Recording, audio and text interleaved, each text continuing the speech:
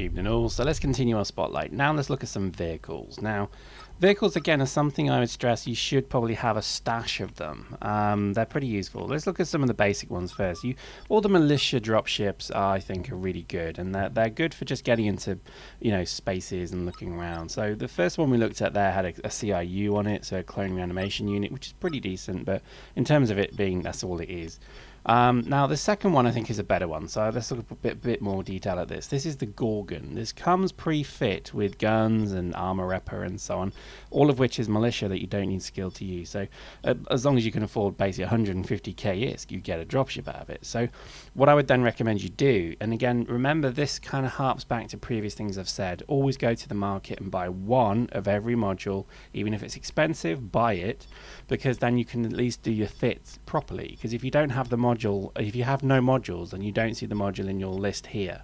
So you must try and buy every single module you can, even if you think you'll never use it. It's worth buying, and then as you skill up and get better fits, better skills, buy the better equipment as well. So you can see here, there's a light polarized armor regenerator. That's a level 2 or 3 armor repper. So you just start to get benefit. The reason there is a difference is because they have less CPU requirements, so you can fit more. So this is why it's pretty important. And I think with the Gorgon in particular, you can see here previously before I had armor adaptation, I couldn't fit the active hardeners, so I was using energized plating, which is not great. Now I've got the skills to use the energized active hardeners. I can now fit them, so have a play with it. This is the Myron. This is actually this is a Galante non-militia dropship. So I'm still theory crafting with this one, so this isn't a finished fit, but I want to try and make this a bit of a shield tanking beast. But at the moment I think I'm still missing the skills in terms of power grid, and just generally I've not got enough power grid to really fit this. So I'm kind of theory crafting around with this one. It's got an extender. It needs probably a shield booster now, but it's got the afterburner and the CIU. I am liking the CIUs on the dropships because they do change the game somewhat quite nicely. And we'll do an expose on that one perhaps another time. So the militia tank, the Soma. There are two types of tanks: shield repping and armor repping or tanking. And this is currently my armor tanking fit here. So we've got basically 180mm plate. We've got 2 active hardeners, an armor repper, a damage control unit which reduces damage generally, and then a nitrous, a booster if you like to speed. And then I've replaced all the turret, or the missile turret, with a blaster turret. So there's effectively 3 blaster turrets here. Now you can theory craft with this fit. This is about maybe 5,500 hit point armor. So there you go, 5,123 hit points in armor, plus you put those active mods on, you increase that by 40%. So it's a pretty decent fit, and you can see there it costs roughly about 357k. So probably it's going to die in every match, but at least you can get used to it. And then I now can actually use the level 2, or the more developed tanks, but we'll come to that. In terms of then the next one, this is then a standard Viper. This is again the militia ship there. And then finally that's your NPC Warthog, the ability just to spawn in a Warthog. And let's look at actually maybe creating a new vehicle fit. So as you would before, you create new, and then you pick the blueprint or the car that you want to then work on. So in this case I've picked the Onikuma, if that's what it's called.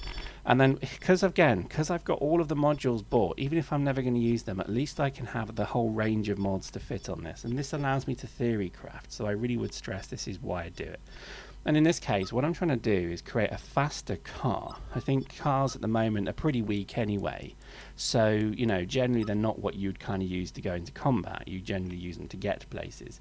So what I'm doing here is fitting trying to fit a booster actually, but I'm just kind of playing around with the fits, and this is by no means finished. But you can see here, you shouldn't always just use the militia spawned in free stuff when some of the modules are so cheap. It just makes sense to buy 50 of them, and then you've got a slightly better car, if that makes sense, because most of these cars die with one hit to a forge gun. If you just tank it a little bit, it will actually be able to withstand that one hit and give you time to get out if you get shot with one. So it's worth considering doing that. And as you can see, just generally all of the fittings I kind of name and I price as well. And I think with this one, this deserves something special. So You can tell what film I've just watched.